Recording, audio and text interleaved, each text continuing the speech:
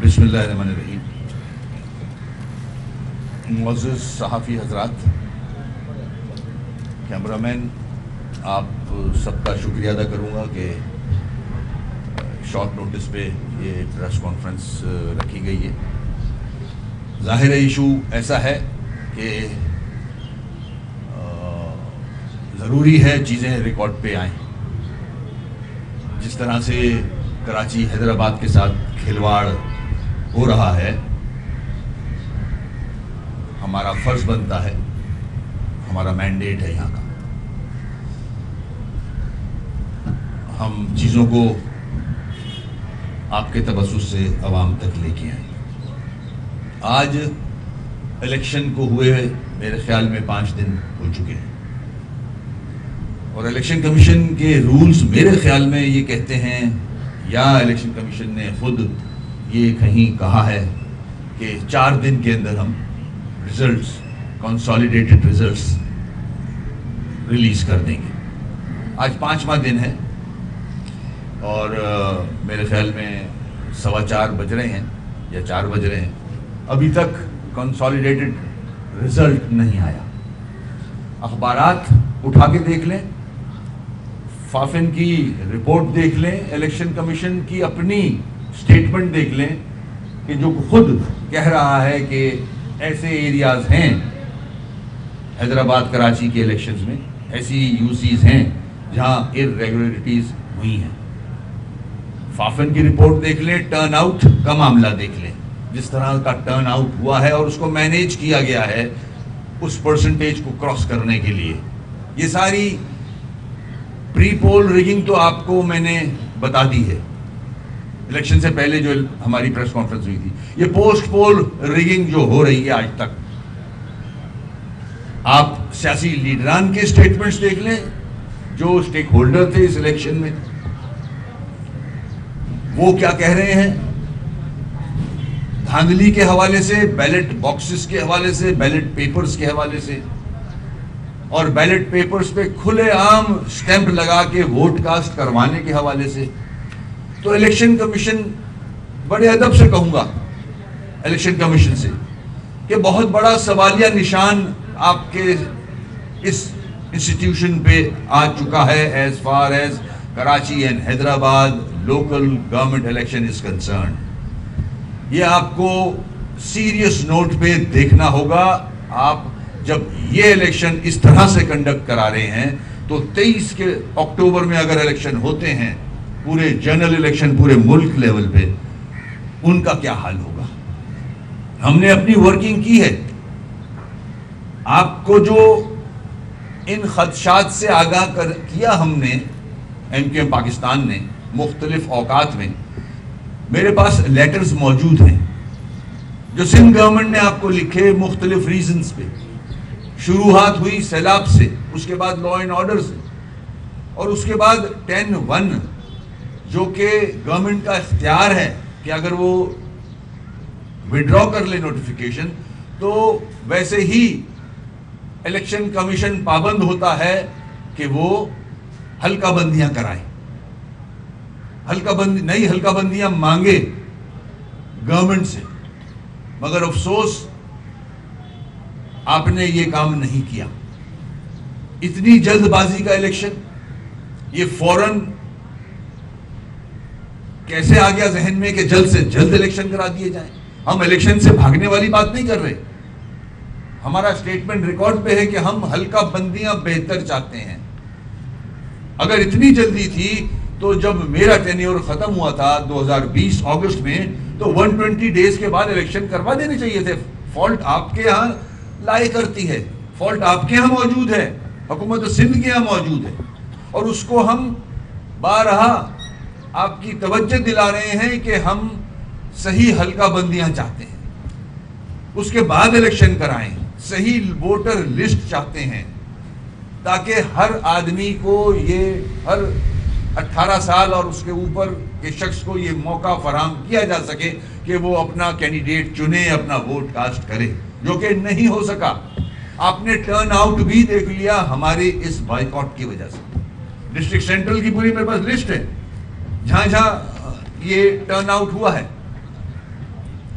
आज जो वोट पड़ा है 15, वो अगर सारी सियासी जमातों का वोट भी लगा लें तो 15 का जो इलेक्शन था जिसमें एमक्यूएम को 11,83,000 वोट पड़े थे, तो उससे भी कम। हालांकि पॉपुलेशन बढ़ चुकी है, 15 में पॉपुलेशन ये नहीं थी। और फिर हमारे इस टर्नआउट ने जो परसेंटेज, डिस्ट्रिक्ट सेंट्रल का ही रिकॉर्ड मेरे पास है, कहीं 11% है, वो भी मैनेज्ड, आज तक रिजल्ट नहीं आया। पोलिंग स्टेशंस की बात कर रहा हूं, कहीं 11% है, कहीं 5% है, कहीं 8% है, बहुत जगह 8% है, 5% है, 4% है, 5, 5, 4, 5, 7, 5, 7, 7, 9। ये तो रूल्स की खिलाफ वर्जी है कि अगर इसको मैनेज करके आप लोगों की आंखों में धूल झोंक के, जो कि आज तक रिजल्ट नहीं दिया, वो धूल भी सही तरह झोंकी नहीं जा रही। 5 दिन गुजरने के बावजूद आज स्टेक होल्डर्स डिमांड कर रहे हैं कि इस इलेक्शन को नल एंड वॉइड करार दिया जाए। एमक्यूएम ये डिमांड करती है, इस इलेक्शन को, हैदराबाद कराची के इलेक्शन को रिजेक्ट करती है टोटली, और उसने साबित किया अवाम निकले नहीं। नल एंड वॉइड करार दिया जाए इस इलेक्शन को, और हल्का बंदियां प्रॉपरली करके, जो हमारी डिमांड रही है और accepted by Sindh government. Sindh government के जिम्मेदारों ने एक्सेप्ट किया है कि जो 53 यूसीज हमने एडिशन दी थी, उन्होंने एक्सेप्ट किया था कि ठीक है इसको ऐड करते हैं। उसी वजह से ये लेटर लिखा है चीफ सेक्रेटरी ने। चीफ सेक्रेटरी साहब को वही नहीं आई थी जो इलेक्शन कमीशन को लेटर लिखा है, जो सिंध गवर्नमेंट की मिनिस्ट्री है लोकल गवर्नमेंट, उसने लेटर लिखा, बाकायदा रिकॉर्ड पे है ये। हम इसको कोर्ट्स तक ले जाएंगे, सुप्रीम कोर्ट्स तक ले जाएंगे। जब सिंध गवर्नमेंट के पास पावर्स हैं एज पर द एसएलजीओ 2013, तो इलेक्शन कमीशन को पाबंद होना चाहिए था उसका, और नई हल्का बंदियों में जाना चाहिए था। क्या फायदा हुआ इस इलेक्शन का? आप देख रहे हैं ना, रिजल्ट आज तक आया है, और जिस तरह से जूतियों में दाल बट रही है, जिस तरह से 3 जमातें कुछ तय ही नहीं कर पा रही। मेयर आने का तो मामला बहुत आगे है, अभी बहुत सारे मजीद इलेक्शंस बाकी हैं, रिजर्व सीट्स का मामला बाकी है। ये कराची के साथ क्या खिलवाड़ किया जा रहा है? ये चंद तहफ्फुजात एमक्यूएम पाकिस्तान के थे जो हम चाह रहे थे आपके सामने रखे जाएं। हमारी फिर इलेक्शन कमीशन से बड़ी हम्बली रिक्वेस्ट करूंगा कि बड़ा शहर है, ये रिपीट कर रहा हूं, 3.5 करोड़ से ज्यादा की आबादी का शहर है, सबसे ज्यादा टैक्स देता है, 2 पोर्ट्स हैं, प्रॉपरली मैनेज किया जाए यहां के इलेक्शंस को।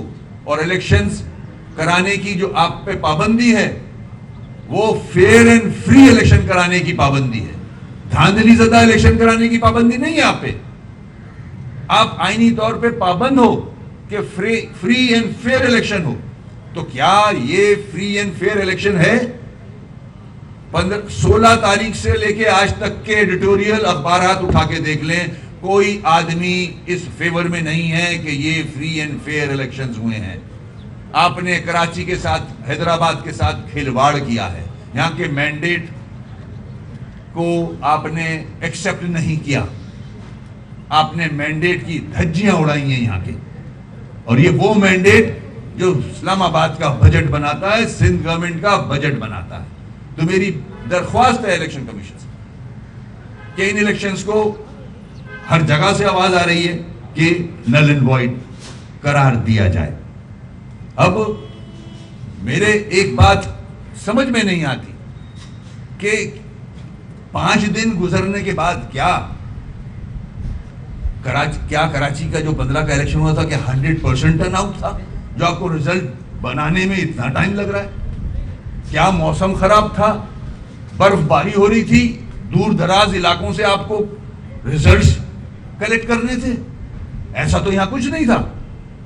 ना बर्फबारी हो रही है, ना दूर दराज के इलाके हैं, ना 100% टर्नआउट हुआ है। 5 से 7% टर्नआउट मिला है आपको, और आपको ये कंपाइल करने में भी 5 दिन लग गए, और आज तक ये बहुत बड़ा सवालिया निशान है इलेक्शन कमीशन पे कि 5 दिन बाद भी आपने इलेक्शन कंसोलिडेटेड रिजल्ट्स नहीं अनाउंस कर सके आप। इसका मतलब दाल में काला नहीं, बहुत सारे रंग मौजूद हैं।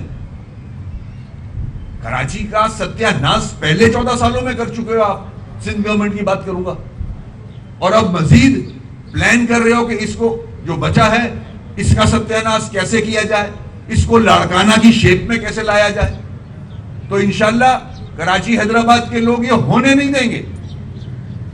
जो आपकी प्लानिंग चल रही है उस प्लानिंग को कामयाब नहीं होने देंगे। तो मैं चीफ जस्टिस साहब से भी रिक्वेस्ट करूंगा कि कराची हैदराबाद के लोगों ने इस इलेक्शन को बहुत सीरियसली लिया है, क्योंकि असल डेमोक्रेसी, असल जमहूरियत इस ग्रास रूट लेवल से ही आती है।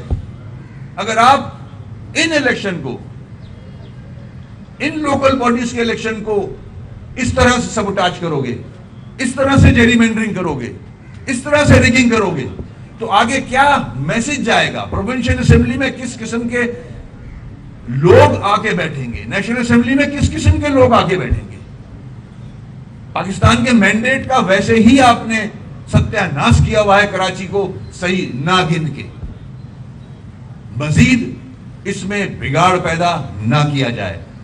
सुप्रीम कोर्ट के चीफ जस्टिस साहब, मेरी रिक्वेस्ट है आप इस पे सो मोटो लें। कराची के रिहायशी, कराची के लोग नाराज हैं ज्यादतियों की वजह से। मैं उम्मीद करता हूं कि एमक्यूएम पाकिस्तान की इन सजेशंस को इदारे सीरियसली लेंगे। शुक्रिया। 16 और 34 जी। वज़ीर आला साहब ने कहा है कि कल वो खुद निकलेंगे प्राइस कंट्रोल करने के लिए और मॉनिटरिंग भी करेंगे। इतनी महंगाई हो गई है वज़ीर आला साहब को, अब ये बात याद आ गई है, क्या इस पर कहना चाहते हैं? देखिए, मैं जिस सब्जेक्ट पे है उस पे रहना भी चाह रहा हूं, मगर कारकर्दगी 14 सालों की आपके सामने है। 1200 अरब मिलता रहा है इस हुकूमत को। कराची के लोग पूछते हैं कि ये 1200 अरब लगा कहां 14 सालों में? हर साल 1200 अरब मिलता है। प्राइस कंट्रोल इनकी जिम्मेदारी बनती है। आज अल्लाह का शुक्र है अगर जाग गए तो और निकल रहे हैं, तो देखते हैं रिजल्ट क्या आता है। ये स्टेटमेंट से काम नहीं बनेंगे, ये विजिट से काम नहीं बनेंगे। कराची के लोग अब रिजल्ट्स मांगते हैं।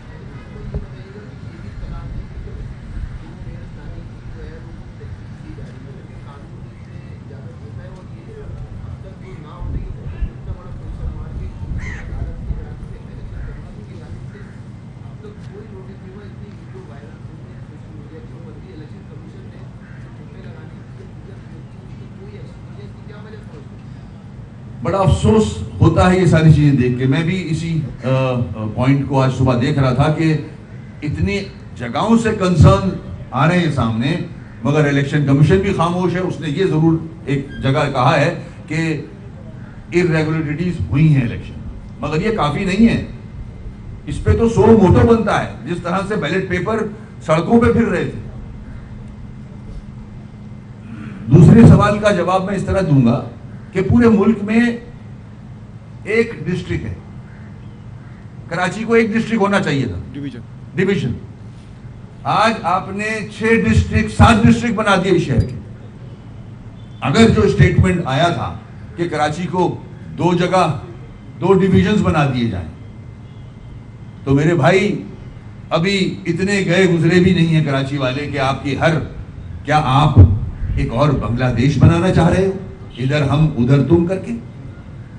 जब यहां के लोग एडमिनिस्ट्रेटिव यूनिट्स की बात करते हैं कराची की, बड़ी आग लगती है आपको। आप कराची के साथ खिलवाड़ किए जाओ, पहले 6 डिस्ट्रिक्ट फिर 7 डिस्ट्रिक्ट, अब 2 डिवीजन बनाने के चक्कर में। हम सिंधु देश नहीं बनने देंगे कराची को। यहां का बच्चा बच्चा आपके सामने खड़ा होगा। अगर आपकी ये प्लानिंग है तो फिर ये ख्वाब ही रहेगा आपका।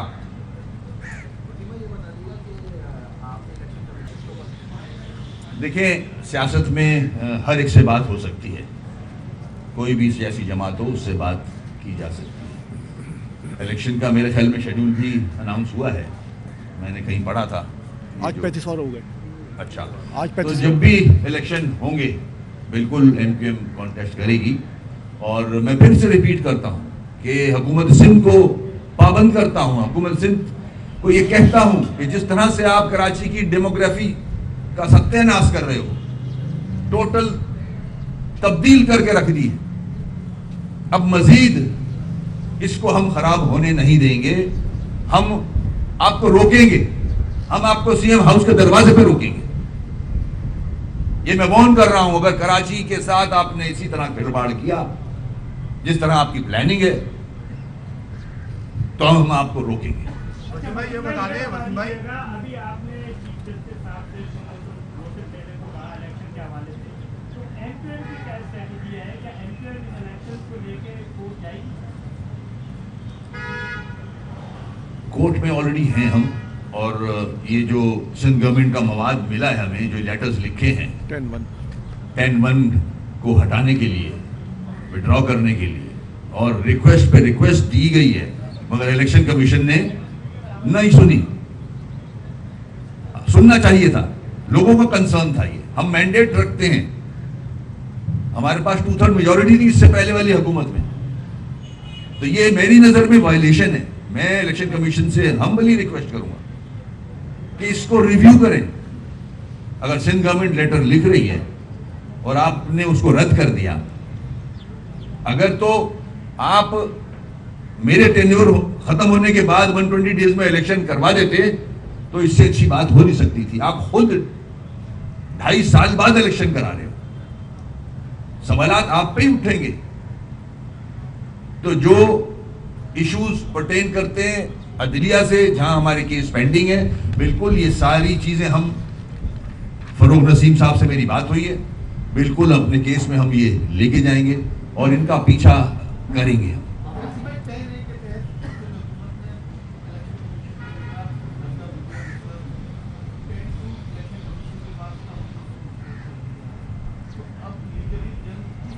मुस्तरद करने के पावर्स नहीं हैं।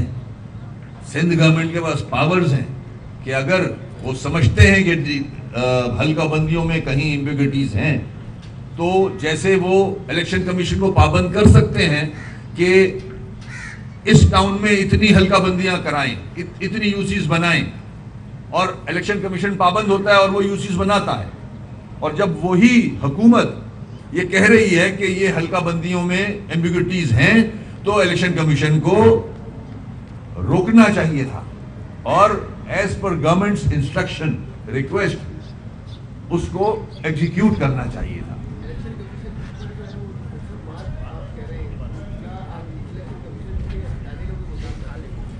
नहीं, ऐसी कोई मैं कंट्रोवर्सी में नहीं जाना चाह रहा। इलेक्शन कमिश्नर काम कर रहे हैं, उनके पास एक आईनी इदारा है, उनकी जिम्मेदारियों को याद दिला रहा हूं कि हम लोग आपकी तरफ देख रहे हैं। हमारी मुलाकातें भी हुई हैं माजी में, कॉम्पिटेंट ऑफिसर हैं, और मैं फिर से इस सवाल के हवाले से भी उनसे रिक्वेस्ट करूंगा कि ये एमक्यूएम का कंसर्न नहीं है। आज पूरा कराची हैदराबाद ये सवाल कर रहा है, ये किस किस्म का इलेक्शन हुआ है?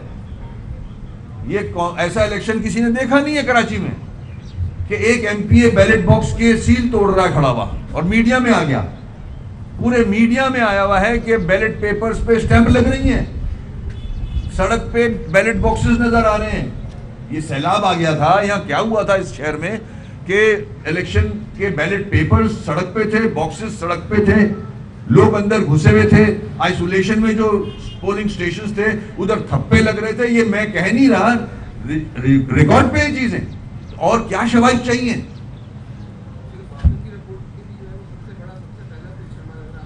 एग्जैक्टली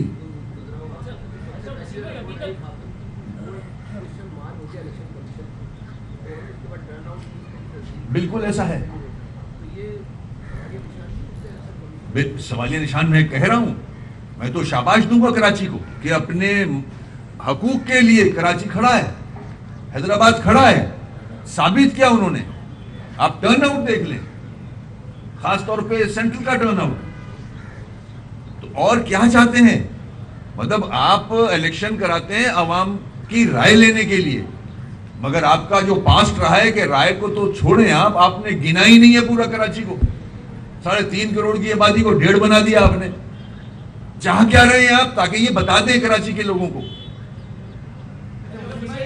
एक सवाल है, अभी तक एमक्यूएम की तरफ से ये ऐसी तस्दीक नहीं आई है कि 14 जनवरी की रात ऑर्डिनेंस को इख्तियार हुआ था या नहीं?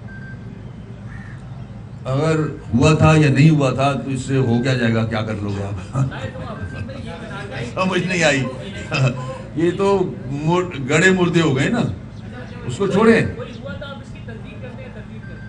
देखें, ये एक डिस्कशन में चीज आई थी कि जाहिर है गवर्नर एमक्यूएम से ताल्लुक रखते हैं।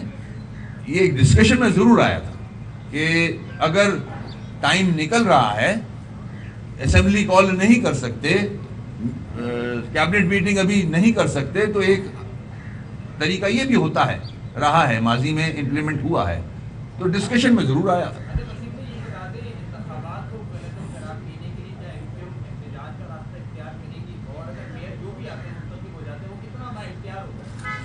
देखें, हमने पूरी कोशिश की, नेक नियति से दोनों पार्टियों के साथ एग्रीमेंट किया। बड़ा अच्छा सवाल किया आपने, पीपल्स पार्टी से भी और नून से भी। हमने अपने मफाद की खातिर ये एग्रीमेंट नहीं किए थे। हमने पीटीआई से भी जो एग्रीमेंट किया था वो कराची के इश्यूज पे किया था। उसको छोड़ के इनसे एग्रीमेंट किए थे कि ये इश्यूज रिजॉल्व हो जाएंगे। हमने पूरी जंग लड़ी 2017 से, पिटीशन रही हमारी आर्टिकल 140A को मजबूत करने के लिए, इंप्लीमेंट करने के लिए। जाते जाते गुलजार साहब भी एहसान कर गए कराची के लोगों पे कि कोई 8 से 10% इख्तियारात की बात कर गए। वो भी इंप्लीमेंट नहीं हो रहा। आज जो फैसला सुप्रीम कोर्ट का आया था वो आज तक इंप्लीमेंट नहीं हो रहा। उसके लिए भी हम रिक्वेस्ट करते फिर रहे हैं। 12 दर्जनों मीटिंग्स की हमने उसको इंप्लीमेंट कराने के लिए, आज तक इंप्लीमेंट नहीं हुआ। तो ये हमारी जद्दोजहद रही है लोकल बल्दिया को मजबूत करने के लिए, सही इलेक्शन करवाने के लिए, सही फैसले होने चाहिए इस शहर के लिए। ये शहर पूरे मुल्क को पालता है मेरे भाई। इसके साथ ही अगर तुम ये काम करोगे तो घर में भूखे मर जाओगे जो इस्लामाबाद में बैठे हैं, बजट नहीं बनेगा।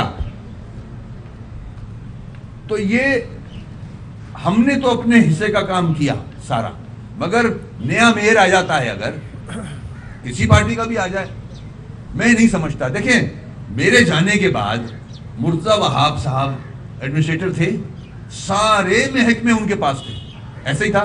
उनका एक स्टेटमेंट रिकॉर्ड पे है, आप लोग गवाह हो उसके, कि मेरे हाथ पैर बंधे में मैं क्या कर सकता हूं। ऐसा ही था। मैं झूठ तो नहीं बोल रहा, सियासी बयान तो नहीं दे रहा, उन्हीं के वर्ड्स थे। जब इतने सारे महकमे होते हुए सारी सिंध गवर्नमेंट उनके साथ खड़ी है और एडमिनिस्ट्रेटर ये बयान दे रहा है, तो अब जो नया मेयर आएगा उसके पास ना एडमिनिस्ट्रेटिव पावर्स होंगे ना फाइनेंशियल पावर्स होंगे। वो क्या करेगा? जिस तरह मैं 4 साल सीखता रहा, लड़ता रहा, वो भी यही काम करेगा। आप देख लीजिएगा, मेरे ये बात याद रखें आप। अगर जमात इस्लामी का मेयर आता है अलॉन्ग विद पीपल्स पार्टी, लड़ाई झगड़े में 4 साल गुजर जाएंगे। ये लिख के दे सकता हूं मैं। अगर पीटीआई और जमात इस्लामी का मेयर आता है, डिप्टी मेयर आता है, और पीपल्स पार्टी काम करने नहीं देगी, 14 साल उसने खुद कुछ नहीं किया है, मेरे ख्याल में काफी नहीं है। Thank you.